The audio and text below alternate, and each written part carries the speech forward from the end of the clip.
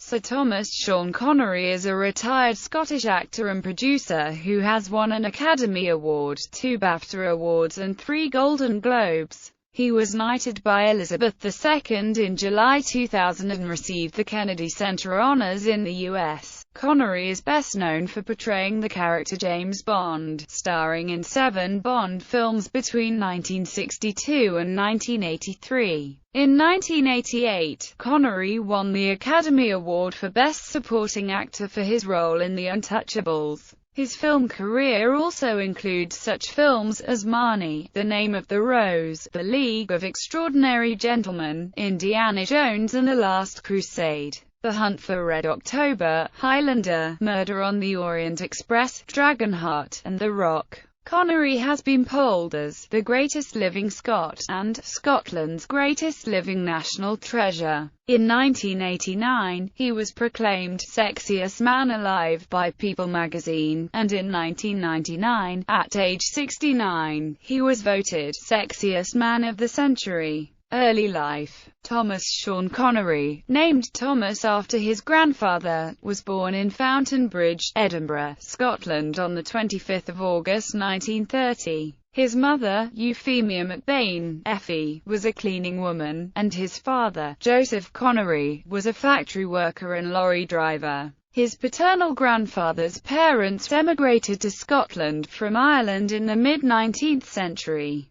The remainder of his family was of Scottish descent, and his maternal great-grandparents were native Scottish Gaelic speakers from Fife and Uig on the Isle of Skye. His father was a Roman Catholic, and his mother was a Protestant. He has a younger brother, Neil. Connery claims he was called Sean, his middle name, long before becoming an actor, explaining that when he was young he had an Irish friend named Say Amos and that those who knew them both had decided to call Connery by his middle name whenever both were present. He was generally referred to in his youth as Tommy. Although he was small in primary school, he grew rapidly around the age of 12, reaching his full adult height of 6 feet 2 at 18. He was known during his teen years as Big Tam, and has claimed to have lost his virginity to an adult woman in an ATS uniform at the age of 14. Connery's first job was as a milkman in Edinburgh with St. Cuthbert's Cooperative Society. He then joined the Royal Navy, during which time he acquired 2 tattoos, of which his official website says, unlike many tattoos, his were not frivolous. His tattoos reflect 2 of his lifelong commitments: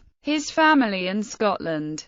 One tattoo is a tribute to his parents and reads, Mum and Dad, and the other is self-explanatory. Scotland forever. Connery was later discharged from the Navy on medical grounds because of a duodenal ulcer, a condition that affected most of the males in previous generations of his family. Afterwards, he returned to the co-op, then worked as, among other things, a lorry driver, a lifeguard at Portobello swimming baths, a labourer, an artist's model for the Edinburgh College of Art, and after a suggestion by former Misty Scotland Archie Brennan, a coffin polisher. The modelling earned him 15 shillings an hour. Student artist Richard DeMarco, who painted several notable early pictures of Connery, described him as very straight, slightly shy, too beautiful for words, a virtual Adonis. Connery began bodybuilding at the age of 18, and from 1951 trained heavily with Ellington, a former gym instructor in the British Army. While his official website claims he was 3rd in the 1950 Mr. Universe contest, most sources place him in the 1953 competition, either 3rd in the junior class or failing to place in the tall man classification. Connery stated that he was soon deterred from bodybuilding when he found that the Americans frequently beat him in competitions because of sheer muscle size and, unlike Connery, refused to participate in athletic activity which could make them lose muscle mass.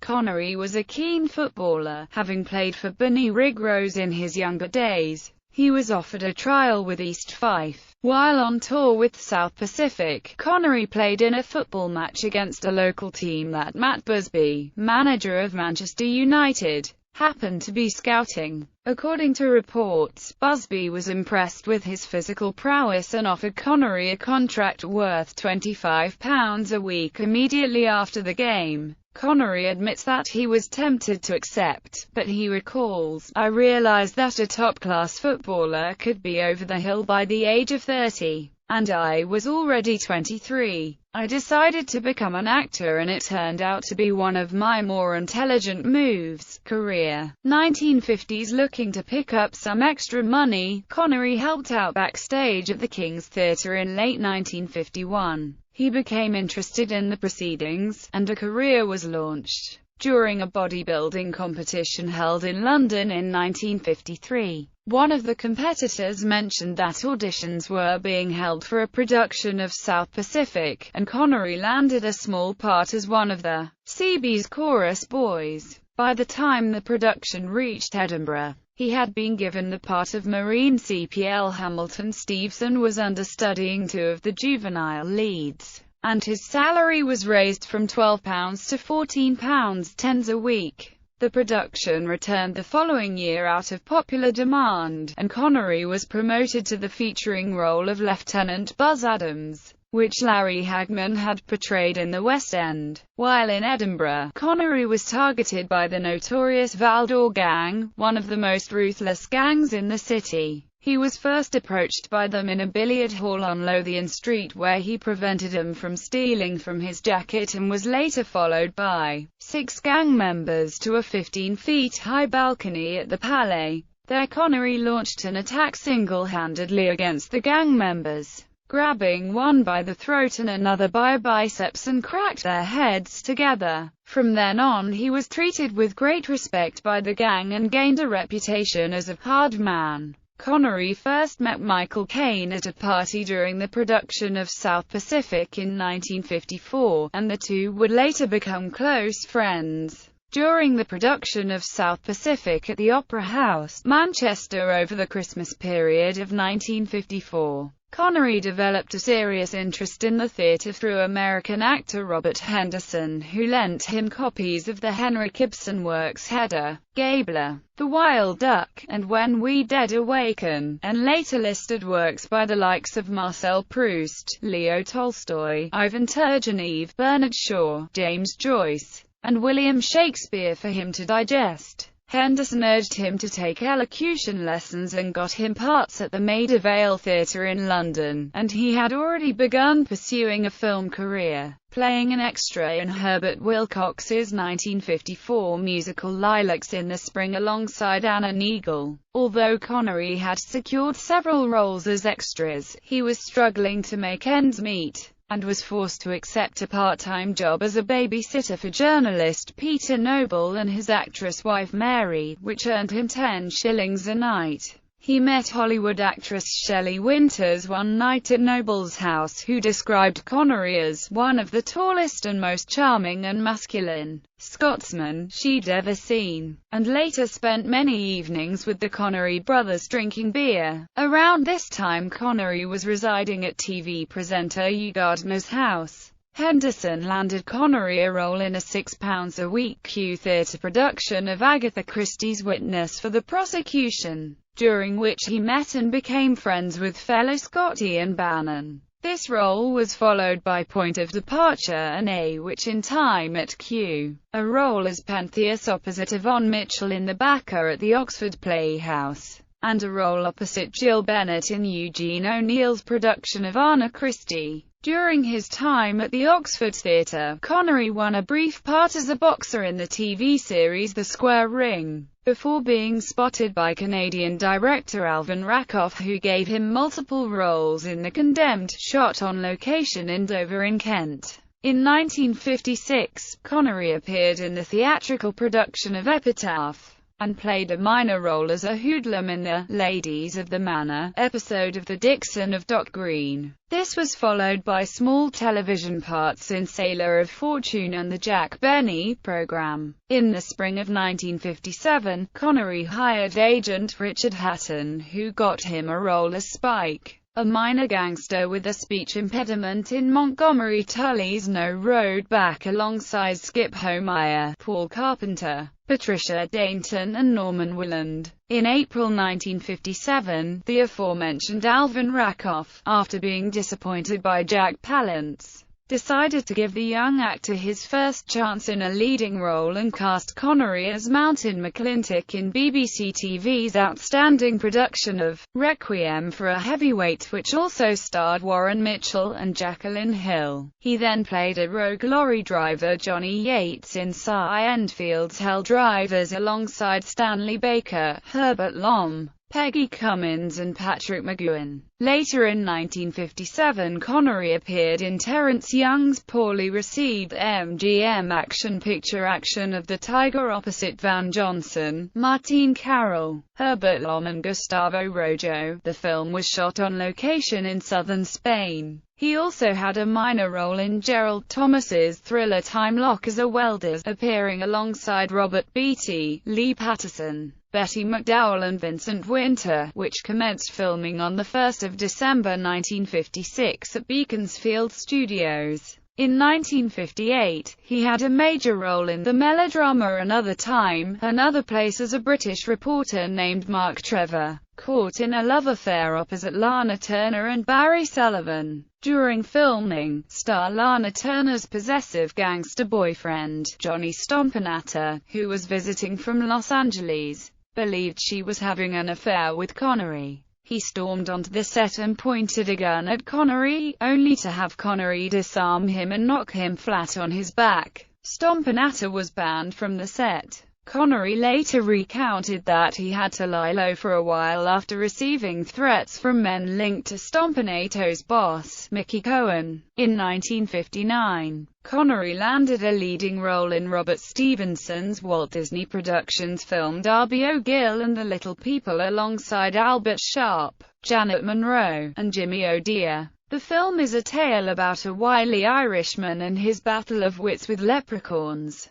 Upon the film's initial release, H. Weiler of the New York Times praised the cast and thought the film an overpoweringly charming concoction of standard Gaelic tall stories, fantasy and romance. In his book The Disney Films, film critic and historian Leonard Maltin stated that Darby O'Gill and the Little People is not only one of Disney's best films, but is certainly one of the best fantasies ever put on film. He also had a prominent television role in Rudolph Cartier's 1961 productions of Adventure Story and Anna Karenina for BBC television, in the latter of which he co-starred with Claire Bloom. James Bond, 1962–71, 1983. Connery's breakthrough came in the role of secret agent James Bond. He was reluctant to commit to a film series but understood that if the film succeeded his career would greatly benefit. He played the character in the first 5 Bond films: Dr. No, From Russia with Love, Goldfinger, Thunderball, and You Only Live Twice, then appeared again as Bond in Diamonds Are Forever and Never Say Never Again. All 7 films were commercially successful. James Bond, as portrayed by Connery, was selected as the 3rd greatest hero in cinema history by the American Film Institute. Connery's selection for the role of James Bond owed a lot to Dana Broccoli, wife of producer Cubby Broccoli, who is reputed to have been instrumental in persuading her husband that Sean Connery was the right man. James Bond's creator, Ian Fleming, originally doubted Connery's casting, saying, "He's not what I envisioned of James Bond looks," and "I'm looking for Commander Bond and not an overgrown stuntman," adding that Connery was unrefined. Fleming's girlfriend told him that Connery had the requisite sexual charisma, and Fleming changed his mind after the successful Drive No premiere. He was so impressed, he created a half-Scottish, half-Swiss heritage for Bond in the later novels. Connery's portrayal of Bond owes much to stylistic tutelage from director Terence Young, polishing the actor while using his physical grace and presence for the action. Lois Maxwell, who played Miss Moneypenny, related that Terence took Sean under his wing. He took him to dinner, showed him how to walk, how to talk, even how to eat. The tutoring was successful. Connery received thousands of fan letters a week, and the actor became one of the great male sex symbols of film. During the filming of Thunderball in 1965, Connery's life was in danger in the sequence with the sharks in Emilio Largo's pool. He had been concerned about this threat when he read the script. Connery insisted that Ken Adam build a special plexiglass partition inside the pool, but, despite this, it was not a fixed structure and one of the sharks managed to pass through it. He had to abandon the pool immediately. Connery was forced to wear a toupee during each of the Bond movies because he had started balding at the age of 21. This didn't prevent Connery from being cast in roles, although it became more noticeable in his later years. In 2005, From Russia with Love was adapted by Electronic Arts into a video game titled James Bond 007. From Russia with Love, which featured all new voice work by Connery as well as his likeness, and those of several of the film's supporting cast. Beyond Bond. Although Bond had made him a star, Connery eventually tired of the role and the pressure the franchise put on him, saying, "I am fed up to here with the whole Bond bit, and I have always hated that damned James Bond. I'd like to kill him." Michael Caine said of the situation, "If you were his friend in these early days you didn't raise the subject of Bond. He was, and is, a much better actor than just playing James Bond, but he became synonymous with Bond. It'd be walking down the street and people would say, 'Look, there's James Bond.' That was particularly upsetting to him, while making the Bond films." Connery also starred in other acclaimed films such as Alfred Hitchcock's Marnie and the Hill. Apart from The Man Who Would Be King and The Wind and the Lion, both released in 1975, most of Connery's successes in the next decade were as part of ensemble casts in films such as Murder on the Orient Express with Vanessa Redgrave, and John Gielgud in A Bridge Too Far co-starring Dirk Bogarde and Laurence Olivier. Connery shared a Henrietta Award with Charles Bronson for World Film Favorite Male in 1972. In 1981, Connery appeared in the film Time Bandits as Agamemnon. The casting choice derives from a joke Michael Palin included in the script, in which he describes the character removing his mask as being Sean Connery, or someone of equal but cheaper stature. When shown the script, Connery was happy to play the supporting role. In 1982, Connery narrated Golly, the official film of the 1982 FIFA World Cup. After his experience with Never Say Never Again in 1983 and the following court case, Connery became unhappy with the major studios and for 2 years did not make any films. Following the successful European production The Name of the Rose, for which he won a BAFTA award, Connery's interest in more commercial material was revived. That same year, a supporting role in Highlander showcased his ability to play older mentors to younger leads, which would become a recurring role in many of his later films. The following year, his acclaimed performance as a hard-nosed Irish-American cop in The Untouchables earned him the Academy Award for Best Supporting Actor, his sole nomination throughout his career. Fellow nominees included Morgan Freeman and Denzel Washington, both of whom would go on to win the award. His subsequent box office hits included Indiana Jones and the Last Crusade, in which he played Henry Jones, Sr., the title character's father, The Hunt for Red October, The Russia House, The Rock, and Entrapment. In 1996, he voiced the role of Draco the Dragon in the film Dragonheart. In 1998, Sean Connery received a BAFTA Academy Fellowship Award. Connery's later films have included several box office and critical disappointments such as First Night, The Avengers, and The League of Extraordinary Gentlemen, but he also received positive reviews, including his performance in Finding Forrester. He also received a Crystal Globe for Outstanding Artistic Contribution to World Cinema. Connery stated in interviews that he was offered a role in the Lord of the Rings series, declining it due to not understanding the script. CNN reported that the actor was offered up to 15% of the worldwide box office receipts to play Gandalf, which, had he accepted, could have earned him as much as $400 million for the trilogy. Retirement. When Connery received the American Film Institute's Lifetime Achievement Award on 8 June 2006, he confirmed his retirement from acting. On 7